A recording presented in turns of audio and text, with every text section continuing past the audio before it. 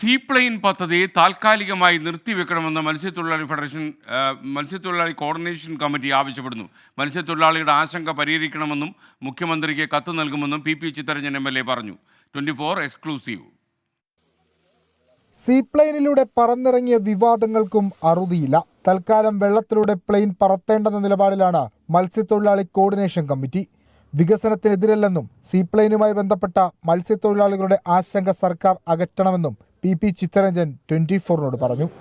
വിനോദസഞ്ചാര മേഖലയിലെ സാധ്യതകളെ വിനിയോഗിക്കുന്നതിന് മത്സ്യത്തൊഴിലാളി സമൂഹം എതിരല്ല.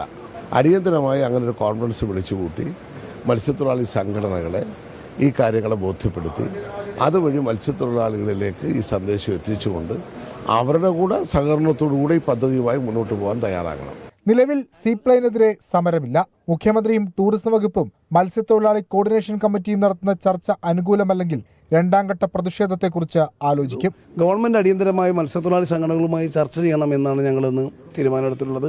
ഞങ്ങളുടെ നിലപാട് ഗവൺമെന്റിനോട് പറയും. ഇതിനകത്ത് കോർഡിനേഷൻ കമ്മിറ്റി ഒറ്റ സ്വരത്തിലാണ്. ഭരണകക്ഷി മത്സ്യത്തൊഴിലാളി യൂണിയൻ തന്നെ സീപ്ലെയിനെതിരെ രംഗത്തെത്തിയിരിക്കുന്നത് സർക്കാരിന് തലവേദനയാണ്. നേരത്തെ വനം വകുപ്പും എതിർപ്പ് പ്രകടിപ്പിച്ചിരുന്നു.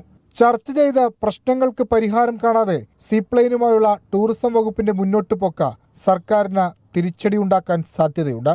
വിഷ്ണു സുരേഷ്, 24.